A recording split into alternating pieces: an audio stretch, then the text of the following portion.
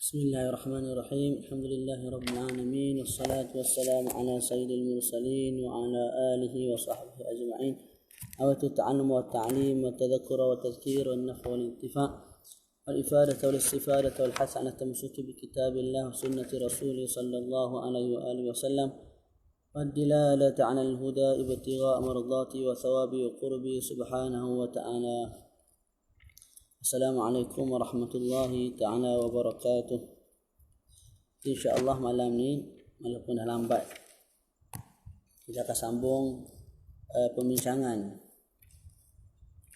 mengenai hukum berbilang-bilang isteri dalam Islam. Yang kita baca perkara ini untuk menolak syubhat yang didatangkan oleh sebahagian orang kafir ke atas Islam, dan juga sebahagian daripada kaum muslimin sendiri yang jahil akan agama mereka. Yang kita sebut sebelum ni, kita bincang perbahasan ni melalui kitab Al-Bayan karangan Syekh Ali Jum'ah hafizahullah, yang kita telah bincang masa mula-mula dulu tentang Islam ini datang dan tidak menggesa lelaki berkahwin ramai. Malah ada hadis yang menyuruh untuk lelaki menghadkan daripada berkahwin terlalu ramai. Ketika mana seorang sahabat yang baru peluk Islam, ketika itu dia ada 10 orang isteri, Nabi beritahu pilih 4 saja. 6 daripadanya hendaklah kamu ceraikan. Jadi Islam datang untuk menghadkan bilangan isteri, bukan menambah. Dan kita sebut sekalipun Islam itu membenarkan perkahwinan lelaki lebih daripada seorang perempuan, tapi dalam ayat Quran sendiri tuntutan itu berserta dengan sebab. Ada kala disebabkan terlalu ramai janda-janda, ibu tunggal yang tidak ada orang tanggung, jadi Islam suruh kita kahwin dengan mereka untuk jaga mereka. Ada kala pula Islam menyuruh kita berkahwin dengan dengan perempuan, sama ada seorang ataupun 2 orang, disebabkan kalau kita berkahwin dengan anak yatim yang perempuan, kita tidak adil pada sudut memberi nafkah ataupun mahar kepada anak yatim itu. Jadi Islam suruh daripada kamu kahwin dengan seorang perempuan yang yatimah, yang anak yatim, dan kamu bagi mahar tidak cukup, baiklah kamu kahwin dengan perempuan yang bukan anak yatim, kahwin 2, kahwin 3, tapi kamu adil dengan mereka. Dan selepas tu kita sebutlah tentang statistik yang dibawa oleh Syekh Ali Jum'ah bagi negara Amerika Bersekutu. Statistik yang menunjukkan mereka sendiri mengalami kerosakan rumah tangga yang terlalu teruk. Sepatutnya mereka baiki dulu apa yang ada kat negara mereka, barulah datang jumpa Islam dan tegur Islam. Selagi mana negara kamu pun kamu tak pandai nak jaga, tak payah cakap banyak, tak payah nak kritik orang lain. Jaga kamu punya negara sendirilah, baiki dulu. Kemudian hari ini kita masuk perbahasan seterusnya mengenai kalam-kalam daripada barat yang masih kafir, yang menyokong penuh tentang tuntutan Islam untuk lelaki berkahwin lebih daripada seorang, 2, 3, 4 dan 5. Dan saya tengoklah Syekh Ali Jum'ah bawa pandangan orang kafir kat sini, pandangan orang barat, mufakir, pemikir barat yang masih dalam keadaan kufur. Mungkin disebabkan 2 perkara. Pertama, disebabkan Syekh Ali nak tegur orang kafir yang menghentam kita. Kamu wahai si kafir, wahai orang barat, nak hentam kami, mengatakan kami ni menghalalkan kahwin 4, seolah-olah kami ni meraihkan nafsu dan sebagainya. Sedangkan ada juga bangsa kamu, pemikir macam kamu, yang masih bukan Islam seperti kamu, menyokong, malah mengatakan berkahwin lebih daripada seorang itu ialah punca kepada kebaikan, punca kepada kebahagiaan rumah tangga. Itu yang pertama. Yang kedua, boleh jadi sebab Syekh Ali Jum'ah datangkan pandangan-pandangan barat dalam kitab beliau ini, tidak lebih ingin menegur sebahagian daripada kaum muslimin Kaum muslimin hari ni kalau kita tengok, mereka ni cepat ta'ajub, cepat rasa kagum, cepat rasa hairan dengan kaum kafirin. Bila orang kafir buat sikit, jadi ta'ajub, orang Islam jadi ta'ajub. Tengok orang kafir pakai jubah sikit, kita Masya Allah Tabarakallah. Bila orang kafir bagi derma sikit, kita pun Masya Allah Tabarakallah. Moga dapat hidayah. Inilah pemimpin kita, inilah wira kita, inilah hero kita. Tapi kalau orang Muslim bagi duit, sedekah ataupun sebagai bantuan, dikatakan itu dedak, dikatakan itu sebagai rasuah, dikatakan itu sebagai perkara-perkara yang tidak elok lah. Jadi oleh sebab itu Syahli bawa dalam kitab ni perkataan orang kafir. Kamu suka orang kafir, orang Islam suka orang kafir, ni aku nak bawa perkataan orang kafir yang menyokong agama kamu sendiri tu. Syahli nak ketuk kepala lah. Kita ni hari ni Imam Ghazali An-Nawawi, Imam Juwaini, tak pakai ni orang tak pakai. Imam Juwaini, Imam Ghazali An-Nawawi, Asy-Syafi'i, tak ada nilai. Kita orang Islam. Turathul ummah, mak ayah kita dalam agama, ulama-ulama kita tolak tepi. Kita ambil K-pop, benda-benda barat lah. Hang kafir kita minat tak, produk kafir kita minat, benda yang datang dari barat kita minat. Jadi Syahli bawa kataan orang kafir kat sini yang menyokong perkataan, yang menyokong sistem Islam. Tu nak ketuk kepada orang Islam sendiri lah. Terlalu kagum dengan kafirin. Jadi kat sini kita sebut laju-laju je. Ngantuk ni. وَلْنَنْظُرْ أَرَاءَ الْمُنْصِفِينَ مِنَ الْغَرْبِيِّينَ فِي تِلْكَ الْقَضِيَّةِ تَقُولُ إِحْدَاهُنَّ قَدْ كَثُرَتْ الشَّارِدَاتُ مِنْ بَنَاتِنَا وَأَمَّا الْبَلَاءُ وَدَلَّ الْبَاحِثُونَ عَنْ أَسْبَابِ ذَلِكَ وَإِذْ كُنْتَ امْرَأَةً تَرَانِي أَنْظُرُ إِلَى هَاتِكَ الْبَنَاتِ وَقَلْبِي يَتَقَطَّعُ شَفَقَةً عَلَيْهِنَّ وَحُبًّا وَمَاذَا عَسَى يُفِيدُهُنَّ بِشَيْءٍ حُزْنِي وَوَجْعِي وَتَفَجُّعِي وَإِنْ شَارَكَنِي فِيهِ النَّاسُ جَمِيعًا إِذْ لَا فَائِدَةَ إِلَّا فِي الْعَمَلِ بِمَا يَمْنَعُ هَذِهِ الْحَالَةِ الرَّاجِسَةِ. Jadi saya sebut, marilah kita tengok pendapat sebahagian daripada golongan yang insaf, yang bersederhana dalam memberi pandangan, daripada golongan mufakir, pemikir barat yang masih dalam keadaan kufur. Seorang pemikir barat wanita berkata, telah terlalu banyak perempuan yang lalai, perempuan yang dianggap sebagai murahan, perempuan pelacur daripada anak beranak kita ni, golongan barat ni. Wa amal balak telah tersebar, dan pengkaji kepada sebab tersebarnya kefasadan, tersebarnya pelacuran di negara kita ialah wadal al-bahithun an asbab dhalik. Disebut kat sini al-bahith, iaitu pengkaji kepada sebab-sebab tersebarnya zina, tersebarnya keburukan di negara kita ni, telah ditunjukkan oleh pengkaji-pengkaji yang dia akan sebut lepas ni lah. Wa id kunta mura'atan, kalau kamu perempuan, kamu akan tengok, aku tengok kepada perempuan-perempuan pelacur daripada kalangan kita ni. Wa qalbi yataqatta, hati aku ni pecah berderai. Kesian kat mereka, suka kat mereka. Tapi apa yang mereka dapat kalau aku sekadar kesian, kalau sekadar aku rasa sayang kat mereka? Idla faidata illa fil amal. Kalau sekadar sekian tidak memberi faedah, malah yang memberi faedah kalau kita mulakan tatbiq ataupun bergerak buat sesuatu yang menyebabkan terhalangnya perzinaan dan anak-anak perempuan yang pelacur dan sebagainya di negara barat. Jadi selepas itu beliau, perempuan ni, pemikir perempuan daripada barat ni, bawa pendapat-pendapat pemikir yang lain. Wa yaral alim Tus, nama dia Tus, seorang alim pemikir barat, sebut anna dawa al-kafil lishifa min hadha ad-da' wal ibahah lirrajul at-tazawwuj bi akthar min wahidatin wa bi hadhihi al-wasitati yazulu al-bala' la mahalah wa tusbihu banatina rubbatal buyut fal bala'u kull al-bala' fi jiba'i ar-rajul al-urubbi ala iktifa bi imra'atin wahidah. Disebut oleh seorang alim Tus, nama dia Tus, ubat yang paling sesuai untuk merawat ramainya pelacuran, ramainya anak-anak perempuan barat yang telah rosak, ialah membenarkan lelaki barat untuk berkahwin lebih daripada seorang. Dengan cara ini sahaja yang akan menghilangkan musibah itu.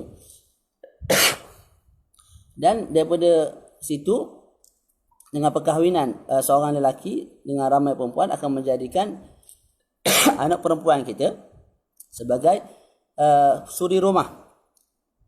Fal bala kulal bala, bala di atas bala. Bila mana barat memaksa lelaki mereka hanya berkahwin seorang saja dan tidak boleh lebih. Fahadha tahdid, paksaan daripada barat menghadkan lelaki tak boleh kahwin lebih daripada seorang akan menjadikan anak perempuan kita orang yang lalai, kaki zina, pelacuran, dan akan menyebabkan mereka melompat untuk bekerja sebagai kerja, menyebabkan mereka akan mencari kerja-kerja yang sepatutnya dilakukan oleh orang lelaki. Okey. Selesai kat situ. Falau kana ta'addudu zawaj zawjat mubahan lama haqa bi ulaika al-awlad wa bi ummahatihim ma hum fihi min al-'adab wal haun. Okey. Kalau diizinkan berbilang-bilang isteri di barat, maka tidak akan berlakulah kepada anak-anak dan mak-mak bagi anak-anak zina tu apa yang mereka alami daripada azab dan kehinaan dan kemaluan. Wasalima irduhunna wa irdu auladihinna, dan akan selamat maruah mereka dan maruah anak-anak mereka, sebab anak yang lahir anak yang baik, anak daripada hubungan yang halal. Fa inna muzahamat al-mar'ah lirrajul satahullu bin ad-dimar, sesungguhnya muzahamah iaitu apa tu, perempuan kalau dia bersama-sama lelaki bekerja mencari apa tu pekerjaan akan menyebabkan apa, keruntuhan di negara kita lah. Dengan makna apa, kerja yang sepatutnya perempuan buat lelaki buat, ataupun kerja yang sepatutnya lelaki buat perempuan berebut juga untuk buat. Ketika itu akan menyebabkan apa, ad-dimar di negara kita, keruntuhan di negara kita. Alam tarau anna hala khilqatina tunadi bi anna 'alaiha ma laysa 'ala ar-rajul wa 'alaihi ma laysa 'alaiha bi ibahati ta'addud az-zawjat tusbihu kullu imra'atin rabbata baitin wa ummi auladi syar'iyyin. Tidakkah kamu tengok keadaan tubuh badan perempuan itu mewajibkan ke atas mereka apa yang tidak diwajibkan ke atas lelaki. Begitu juga begitu juga tubuh badan lelaki akan mewajibkan kepada mereka apa yang tidak diwajibkan ke atas perempuan. Wa bi ibahati ta'addud az-zawjat tusbihu kullu imra'atin rabbata baitin wa umma auladin syar'iyyin. Dan dengan keharusan berkahwin lebih daripada satu akan menyebabkan semua perempuan ni menjadi suri rumah dan mak kepada anak-anak yang diiktiraf oleh syarak. Okey, itu disebut oleh seorang alim yang bernama Tus yang dianggap sebagai pemikir di barat. Wa an katibatin ukhra taqul li an tashtagila banatuna fil buyut khawadim aw qal khawadim khairun wa akhaf bala'an min ishtighalihinna fil ma'amil haythu tusbihu al bint mulawwathatan bi adran tudhhibu bi rawnaqi hayatiha ila al abad. Ala laita biladuna ka biladil muslimin fiha hishmah wal afaf wat tahara haythu al khadimatu wal raqiqu yun'amani bi arghadi 'aishin wa yu'amalani kama yu'amal auladul bait wa la tamussu al aradu bisu. Seorang pemikir yang lain lah, juga perempuan, dia menyebut apa, alangkah baiknya, mudah ceritanya, alangkah baiknya kalau anak-anak perempuan kita menjadi khadam ataupun seperti khadam. Kerja mereka sebagai khadam kepada suami ataupun seperti khadam kepada suami itu lebih baik dan lebih ringan musibah ataupun balak daripada mereka bekerja di ma'mal, iaitu di office, di tempat-tempat kerja lah yang bercampur gaul lelaki dengan perempuan. Haitsu tusbihul bint mulawasatan, sebab kalau mereka bekerja di office yang bercampur lelaki dengan perempuan ataupun di tempat-tempat kerja lain lah yang bercampur lelaki dengan perempuan, yang menyebabkan apa, mereka akan mulawasah, dikotori dengan adran ausakh, dengan kotoran-kotoran yang menghilangkan kecantikan, kecomelan kehidupan mereka sampai ke bila-bila. Ala laita biladun, alangkah baiknya kalau negara kita ni, negara barat ni jadi sebagai negara umat Islam, negara umat Islam yang lain. Di dalam negara umat Islam tu ada hishmah, ada perasaan malu perempuannya, ada perasaan jaga diri, ada at-taharah, kesucian diri bagi perempuan di sana di negara Islam. Haitsul khadimah warraqiyun amani bi arghadi aish. Jadi Syekh sebut ala laita biladuna ka biladil muslimin, alangkah baiknya kalau negara kita seperti negara umat Islam, yang pada negara umat Islam tu perempuan mereka bersifat dengan sifat malu, sifat menjaga diri, sifat kesucian. Sekira-kira di sana di negara Islam al-khadimah, perempuan yang apa panggil apa khadimah ni, khadim lah, perempuan yang berkhidmat untuk suami, warraqiq, dan hamba di negara Islam, yun amani bi arghadi aish. Syekh sebut hatta perempuan yang merupakan hamba ataupun lelaki yang merupakan hamba di negara Islam, mereka sendiri akan menikmati arghadi aish, kehidupan yang sangat luas, kehidupan yang sangat cantik. Itu kalau hamba, lebih-lebih kalau orang yang mereka lah. Wa yu'amalani kama yu'amal auladul bait. Hamba tadi tu, sama ada lelaki ataupun perempuan di negara Islam, akan dilayani seperti anak-anak orang lain, anak-anak apa tu, kita sendirilah. Dan mereka punya apa tu, marwah tidak akan disentuh dengan keburukan. Tu. Na'am innahu la'arun ala biladil injiliz an taj'ala banatiha masalan muslan lirradha'il bikasrati mukhalatatir rijal. Fama baluna la nas'a wara'aha bija'lil bint ta'mal bima yuwafiqu fitrataha at-tabi'iyyah min al-qiyam fil bait wa tarki a'malir rijal lirijal salamatan li syarafiha. Kemudian disebut lagi, benar menjadi satu kehinaan, satu kemaluan, satu keaiban ke atas negara barat yang menjadikan anak-anak perempuan mereka sebagai modal untuk kerja-kerja yang hina. Macam mana berlakunya kerja-kerja hina? Bikasrati mukhalatatir rijal, dengan bercampurnya pekerjaan lelaki dengan perempuan. Fama baluna, apa pendapat kamu kalau kita lah, dia apa tu, pemikir barat ni, yang perempuan ni, dia bercakap untuk apa tu, golongan mereka jugalah. Fama baluna la nas'a wara'aha, alangkah baiknya kalau apa kita Allahumma salli alaihi, terjemah lagu mana ni, mudah ceritanya, alangkah baiknya kalau kita raikan perempuan tu dan kita bagi kerja kepada perempuan tu, kerja sesuai dengan tabiat dia, menjaga anak, menyusu anak, duduk kat rumah lah, buat kerja rumah. Dan kerja-kerja lelaki kita hanya bagi kepada lelaki. Wa hadha failasuf al-Almani asy-syahir Schopenhauer, nama dia. Seorang filosof yang lain yang Almani, yang daripada Jerman, yang masyhur dengan gelaran apa ni, dengan nama Schopenhauer, nama lagu tu.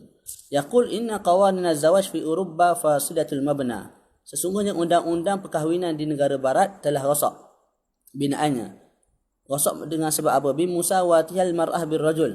Rosak disebabkan mereka samakan lelaki dengan perempuan.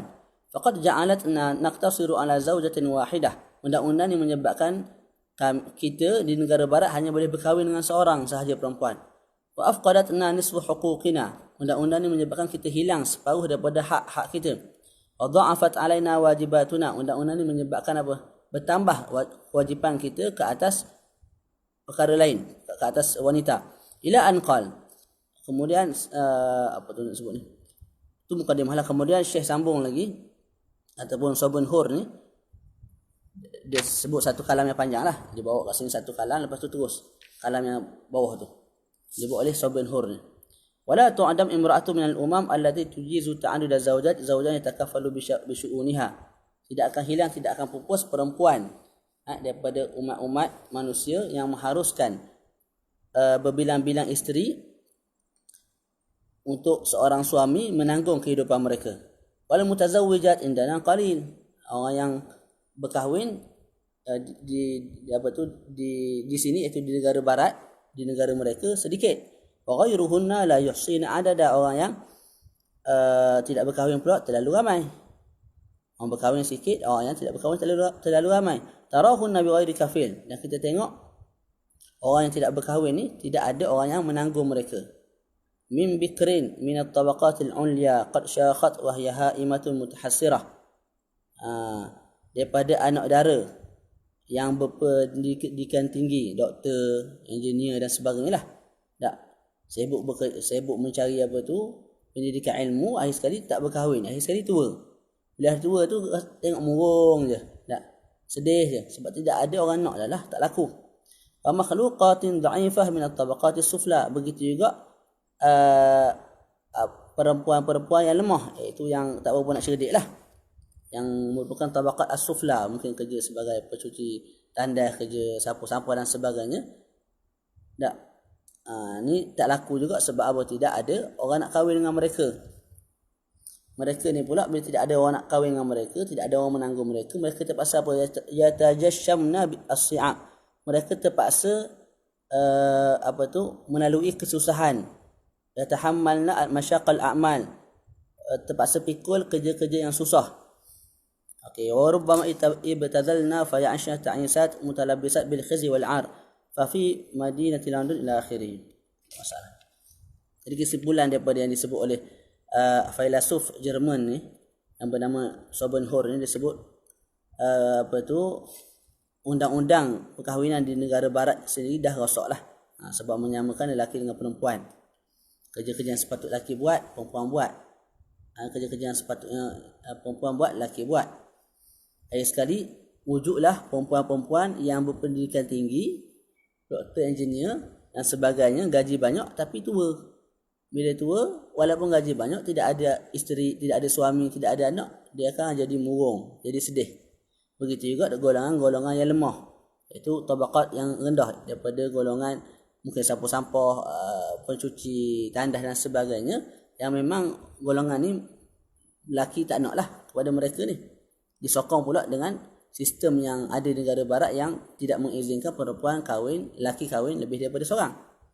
Tak, jadi perempuan-perempuan yang lemah akal mereka ni, yang kerja biasa-biasa ni, terpaksa buat kerja-kerja yang berat untuk menanggung kehidupan mereka sendiri. Waqalat, kemudian kita berpindah kepada kalam seterusnya. Waqalat, seorang pemikir perempuan bernama Annie Bizanit, tu nama dia. Dalam kitab dia, kitab beliau Al-Adyan Al-Muntashirah fil Hind, agama-agama yang tersebar di India. Okay, dalam kitab tu, dalam buku tu sambung tak? Okey. Ani Bizanit ni yang merupakan pemikir barat ni, disebut apa? Wa mata wazzanna al-umura bi qistasil adl al-mustaqim zahara lana anna ta'addud az-zawjat al-islami alladhi yahfazu wa yahmi wa yughadhi wa yaqsu an-nisa arjah waznan min al-bagha al-gharbi alladhi yasmah bi an yattakhidha ar-rajulu imra'atan li mahdhi ishba'i shahawatihi thumma yaqdhifu biha ila asy-syari' mata qadha biha awtarahum. Jadi pemikir barat Ani Bizanit disebut apa? Kalau kita timbang dengan neraca yang sebenar, neraca yang adil, maka akan terzahir kepada kita sistem Islam yang membenarkan kahwin lebih daripada seorang ni akan menjaga, akan memberi hak perempuan, akan menutup keaiban perempuan, akan menutup maruah perempuan, akan menjaga maruah perempuan.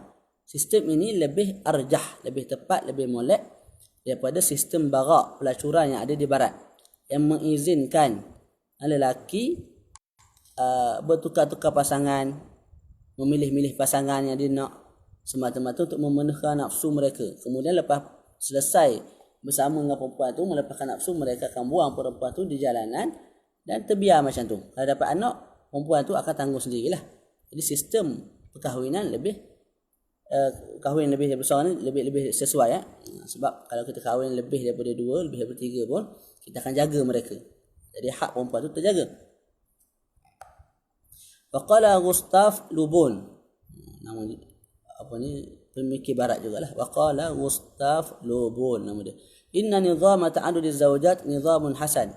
Sesungguhnya undang berbilang-bilang sangkut. Okey. Sesungguhnya undang-undang berbilang isteri itu satu undang-undang yang baik, yang mengangkat standard akhlak bagi umat-umat yang mengamalkan sistem itu, sistem membenarkan suami berkahwin lebih daripada seorang.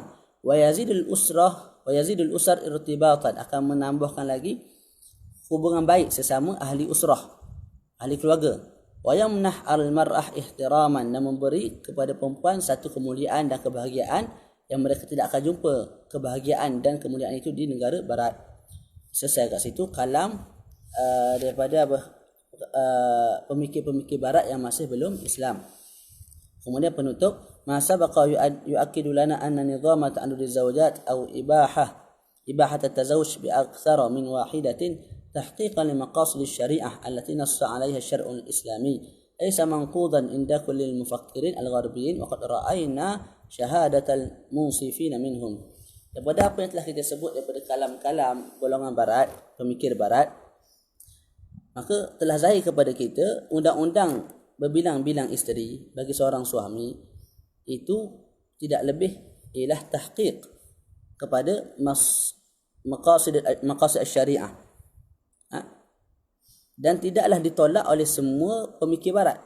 Sebagaimana telah kita beritahu tadi, ada sebahagian pemikir barat yang memandang isu ni dengan insaf, dengan sederhana, maka mereka menyokong berkahwin ramai ni jalan keluar daripada perzinaan, daripada anak yang tidak ada anak yang tidak ada orang tanggung, janda-janda yang tidak ada orang jaga dan sebagainya.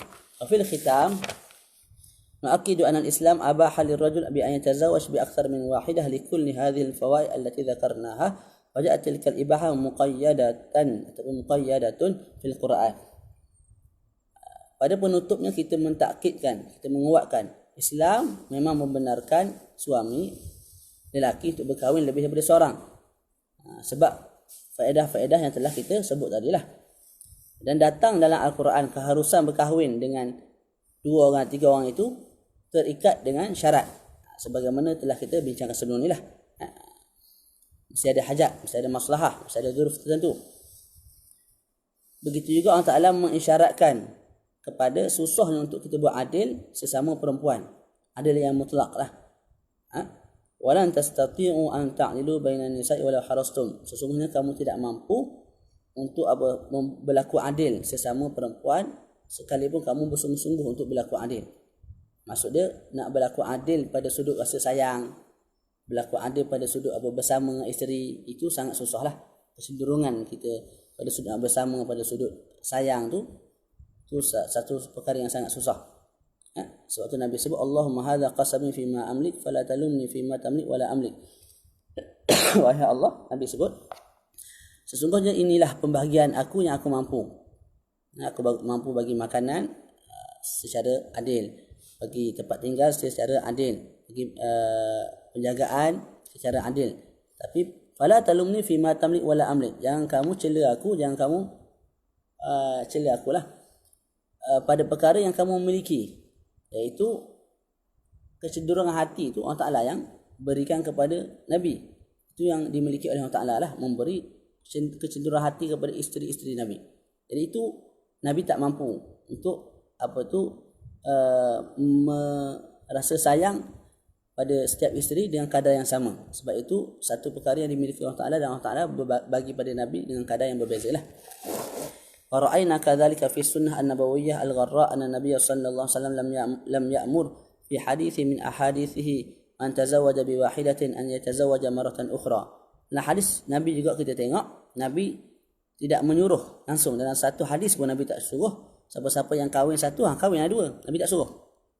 Malah wa inna ma ja'at as-sunnah bi aksi zalik. Malah hadis Nabi datang, sunnah datang berbeza dengan apa yang kita sebut tadi tu.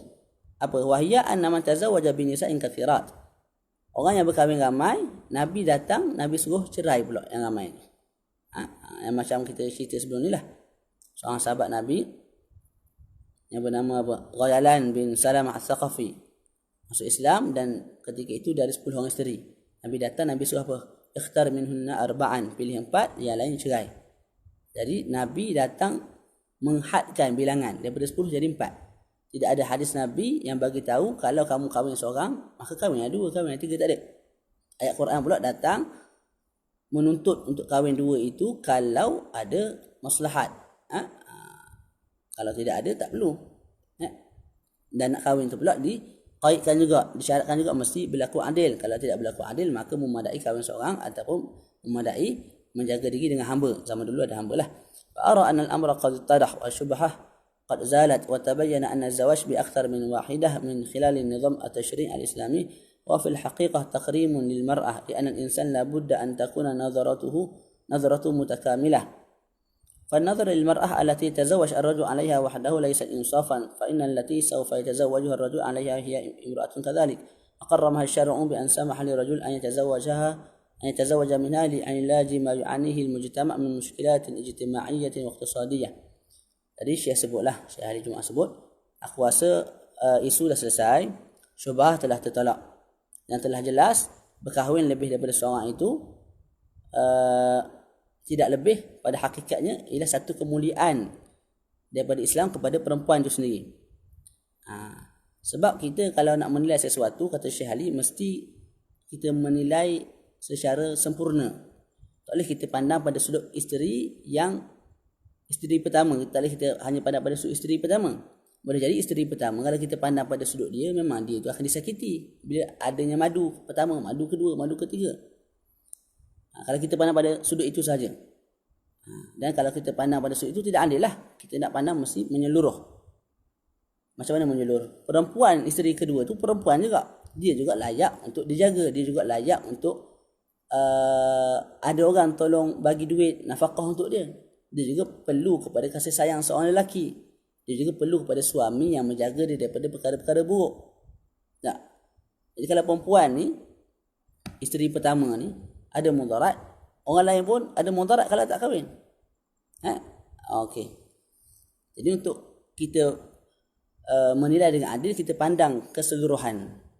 Isteri pertama perempuan, isteri kedua pun perempuan. Dia raikan dua-dua pihak lah.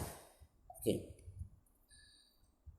Dan Islam memang meraikan lah, bila kahwin dua pun kekal isteri pertama dijaga maslahat dan sebagainya. Okey. Nas'alullah an yubassirana bi umuri dunyana wa dinina. Wallahu min wara'il qasdi wa akhiru da'wana alhamdulillahi rabbil alamin wallahu ta'ala a'la wa alam. Selesai kat situ. Jadi minta maaf lah kalau terjemahan tu tak berapa nak molek. Kita faham apa yang disebut oleh Syekh Ali Jumaah ni, tapi bila nak terjemuh secara harfin tu kadang jadi mengarut sikit. Jadi apa tu, lari sikit cara terjemahan tu lah. Ala kulli hal, secara umum ni insya-Allah memberi manfaat kepada kita lah. Okey. Jadi insya-Allah lepas ni kalau ada masa kita baca pula perkara seterusnya, syubhat seterusnya yang mungkin berlaku lah di kalangan sebahagian daripada kita yang mengatakan Islam membenarkan lelaki memukul perempuan. Adakah itu satu kezaliman? Kita akan bincang perkara itu pada hari yang mendatang insya-Allah. Wassallallahu ala sayyidina Muhammad wa ala alihi wa sahbihi wa barak wa sallam. Alhamdulillah.